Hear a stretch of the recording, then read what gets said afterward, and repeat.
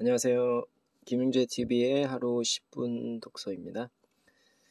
오늘은 김성호 대표가 지은 6일 약국 갑시다입니다.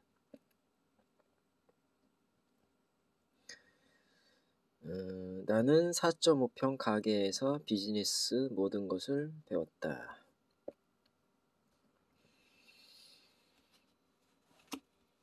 그러면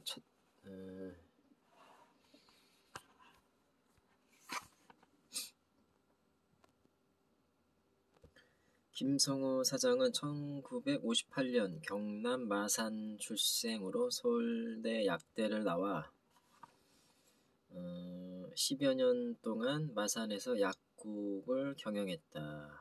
2000년 창립된 메가스터디의 부사장을 지냈고 2003년 엠베스트 교육으로 독립시켰다. 2006년 11월 메가스터디와 합병 후 메가스터디 초중등사업부 사장을 역임하였다. 현재는 메가스터디가 설립한 직장인 및 대학생 대상 직무 영어 교육 전문 계열사인 메가넥스트 대표이사로서 새로운 도전을 추구하고 있다.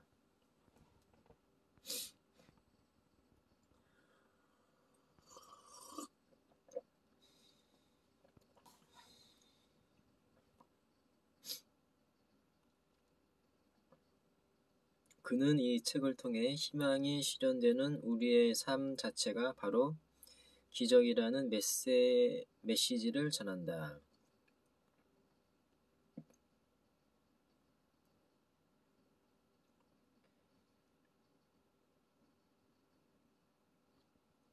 이 책 판매에 따른 인쇄 전액은 저자의 뜻에 따라 불우 청소년 및 소외계층을 위한 기금으로 사용된다.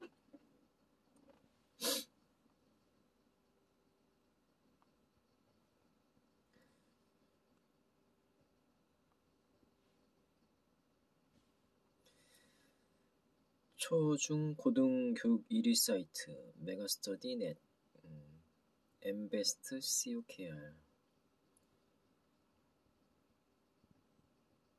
M주니어 COKR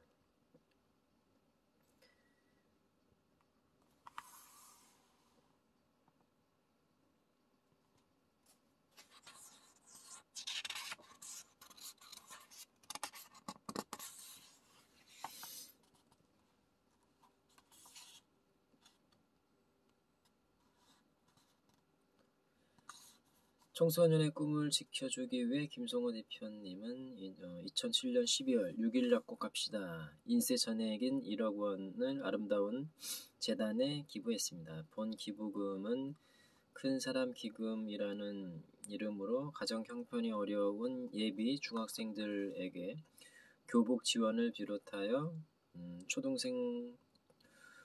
초중학생들의 수학여행비 지원 등 청소년 지원 사업에 쓰였습니다.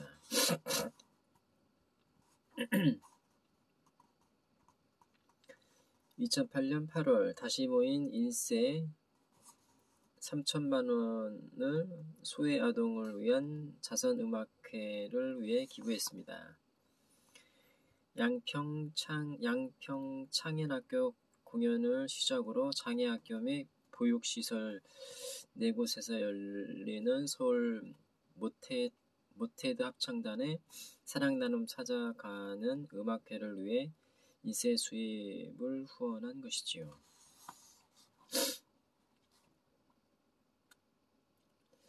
또 한 번의 큰 사랑을 실천하고자 6일 약국 갑시다. 2천만 원의 인쇄를 모아 공부방을 도왔습니다. 공부방 아이들의 겨울이 춥고 외롭지 않도록 천여 명의 아이들이 생활하는 전국 41개 공부방의 교육 환경 개선을 위한 난방기기 및 교육기자재, 급식 등을 지원한 것입니다.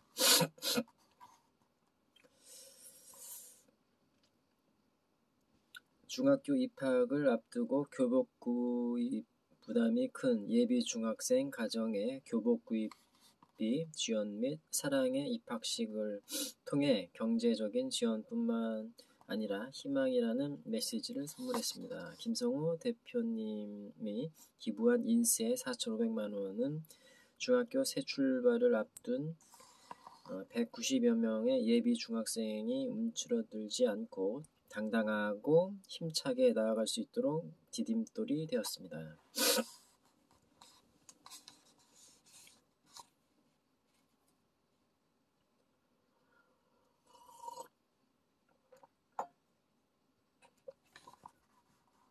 (2009년) 여름 1,000만 원의 인세를 은평 기쁨의 집에 지원했습니다.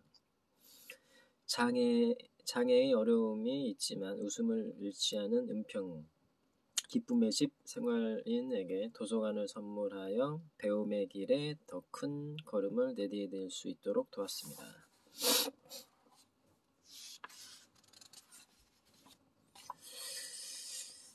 (2009년) 겨울 전국 1,000여 명이 생활하는 공부방의 교육 환경 개선으로 안정된 환경에서 좀 더 학업에 열중할 수 있도록 인세 2천만 원 기부. 학교가 끝나면 늦게까지 일하는 부모님 또는 경제적 형편 등으로 맞아주는 곳이 없었던 아이들에게 식사와 공부를 돌봐주는 전국 지역 아동 센터를 도운 것입니다. 2010년 봄 155명의 예비 중학생의 교복 마련을 위해 3천만 원을 기부했습니다. 본 기부금으로 155명의 예비 중학생에게 교복 지원이 이루어졌으며 우리 친구들의 희망찬 입학식을 준비할 수 있게 되었습니다.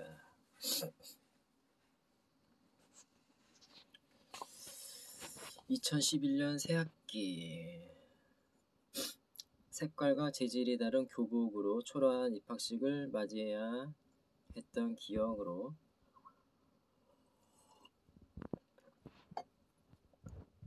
경제적 형편 때문에 설렘이 없는 입학식을 맞이하는 예비 중학생들을 보면 가슴이 아려온다는 김성호 대표님. 또다시 95명의 예비 중학생에게 교복을 선물하여 모두가 새롭게 시작하는 입학식만이라도 희망으로 가득 채워주고 싶은 마음을 표현했습니다. 2010년에서 12년 피아니스트 유예은, 최혜연 양을 후원하고 있습니다. 태어날 때부터 앞이 보이지 않는 어려움을 겪었지만 누구보다도 예쁘고 건강하게 자라고 있는 피아니스트 유예은 양과 세계적 피아니스트의 꿈을 이루고자 열심히 노력하고 있는 6손가락 피아니스트 최혜연 양에게 매월 레슨비 후원을 통해 자신의 희망을 하루하루 더 크게 키워나갈 수 있도록 돕고 있습니다. 2011년 가을 기업가 정신재단이 개최한 제1회 청년 기업가 대회의 우수 벤처기업을 시상하여 대한민국의 새로운 미래, 새로운 가치를 창출하는 청년들을 후원하고 응원했습니다. 2012년 봄 암으로 아버지를 잃은 아이들의 장학금 마련을 위한 어린이 자선공연 방귀 뀌는 며느리 향단이 날다를 후원하여 부모를 잃고 상심했을 아이들에게 즐거움과 희망의 빛을 전달했습니다.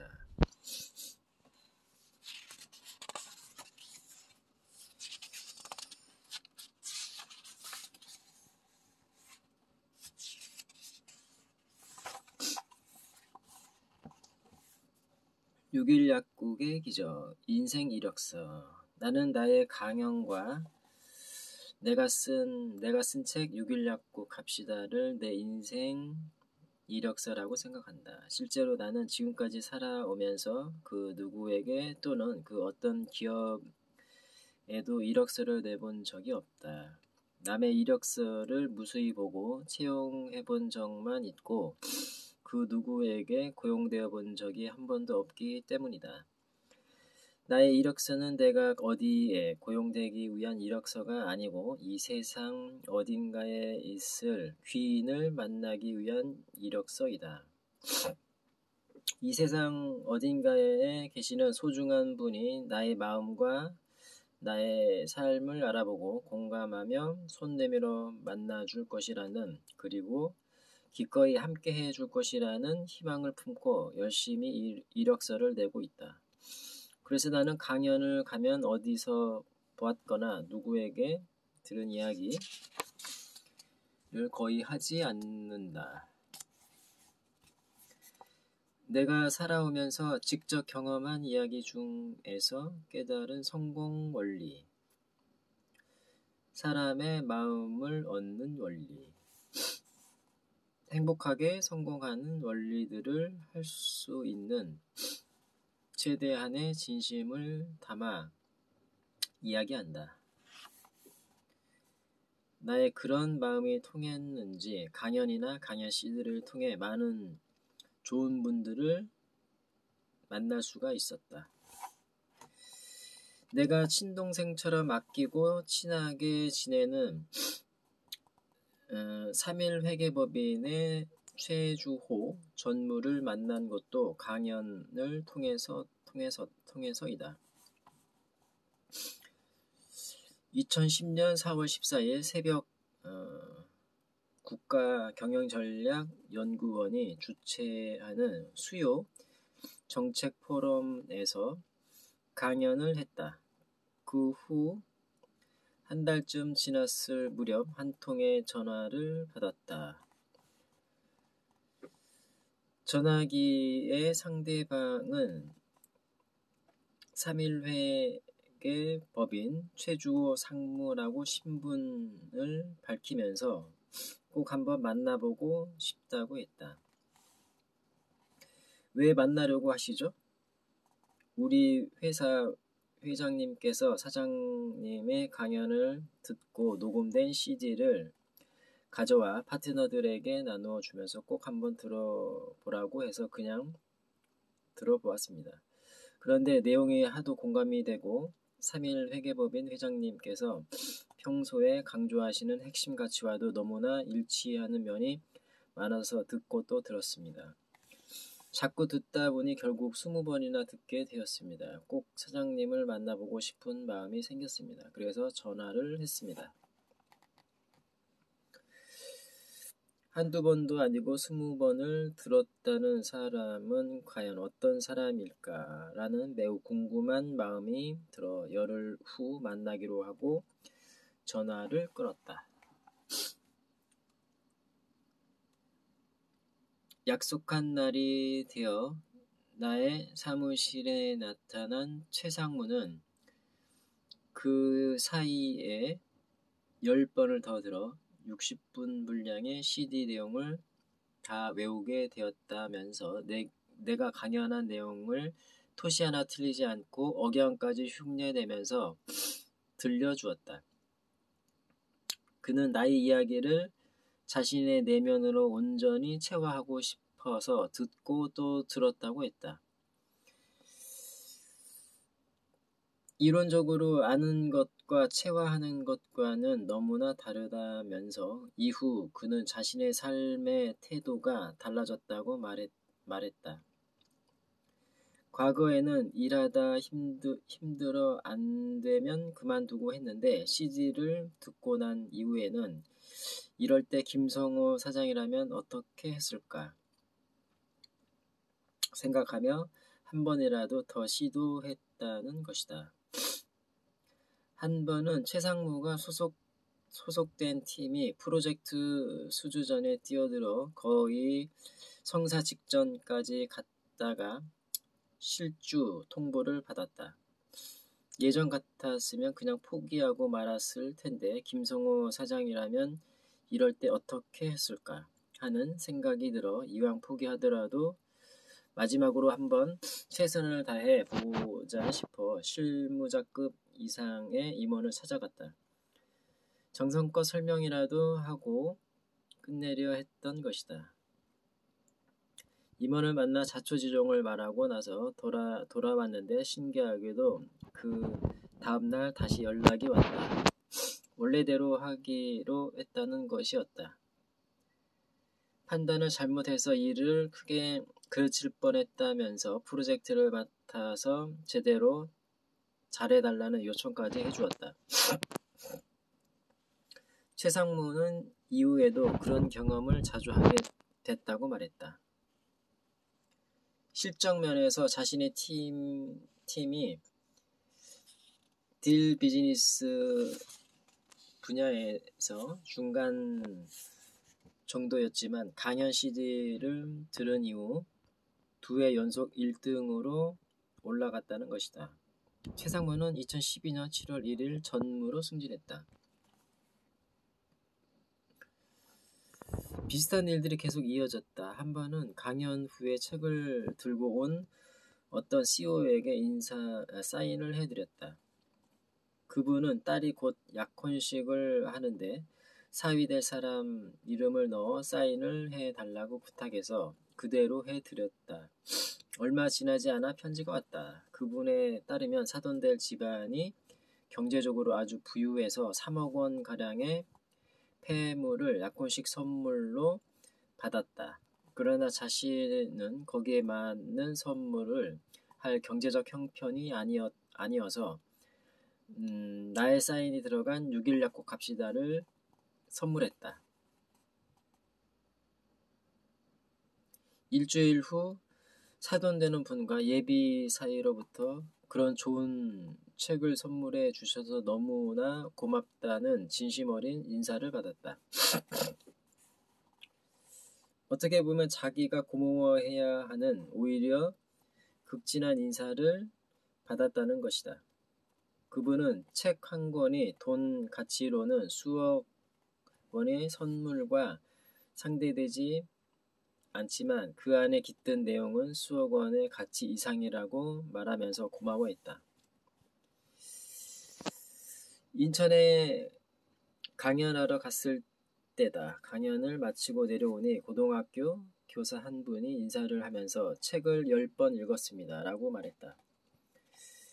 그리고 자기 제자들에게도 책을 읽혔는데 그 중 한 명이 6번이나 반복해서 읽었다는 것이다.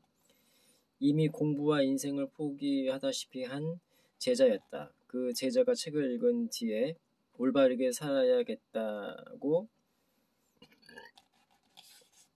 마음을 먹고 공부를 다시 시작해 모 대학 경찰행정학과에 들어갔다며 감사를 표시했다.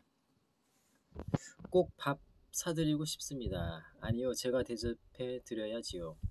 반드시 제가 김 대표님께 사드리고 싶습니다. 제자와 함께 나오겠습니까? 행복한 신랑이었다. 강연 외에 또 다른 인생 이력서인 6일 약속 갑시다 책을 통해 만나게 된 귀인들도 무수히 많다. 그 중에 한 분이 바로 조준희 기업은행장님이다. 이분이 부행장이던 어느 날 6일 약속 갑시다를 2권 들고 나를 찾아와 사인을 부탁했다. 사인하려고 책 표지를 여니 따님의 이름이 적혀 있었다. 또 한 권의 책에는 다른 따님의 이름이 있었다. 알고 보니 두 따님에게 책을 선물하려는 것이었다. 글이 쓰여 있었다. 앞으로 인생을 살아가다가 용기가 없어질 때, 힘들어질 때, 어떻게 해야 할지 판단하기 어려울 때 이 책을 곁에 두고 읽어보거라. 그분은 저자의 사인을 직접 받아서 따님에게 줄 요량으로 나를 찾아온 것이었다. 그분은 평소 자신이 하고 싶은 이야기와 자신도 경험한 이야기가 책 속에 너무 많이 들어 있어서 좋았다고 말했다. 전적으로 공감된다는 것이었다. 김 사장님이 책 속에 7.8기 이야기를 써 놓으셨지요. 저는 10번 찍어 안 넘어가는 나무는 없다는 속담이 맞는지 확인해 본 적이 있습니다.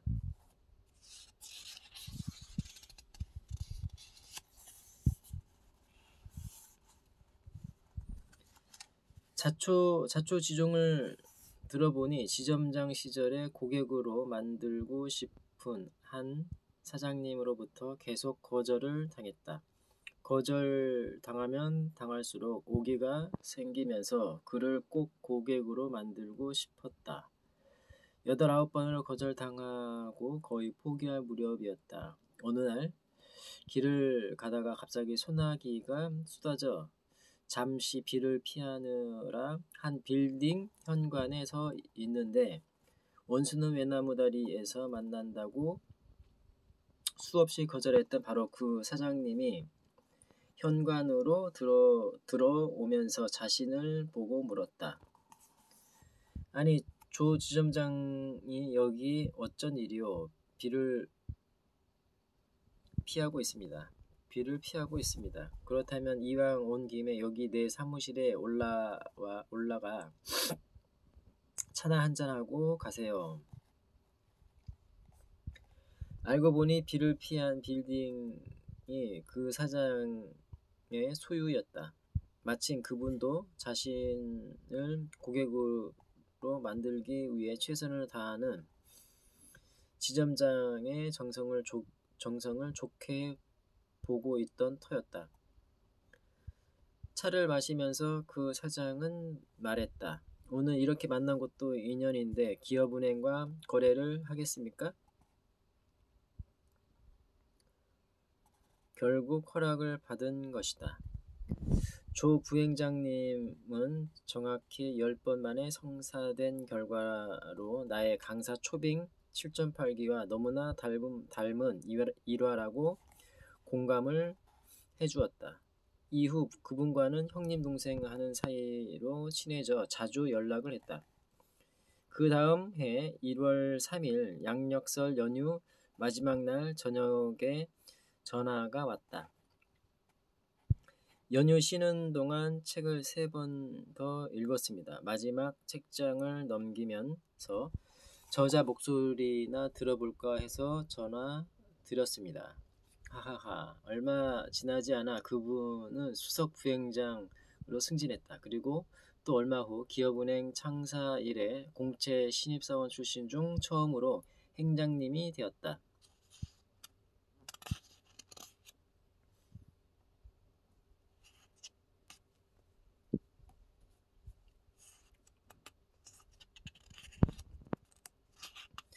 네, 오늘은 여기까지 읽겠습니다. 감사합니다. 김영재 TV였습니다.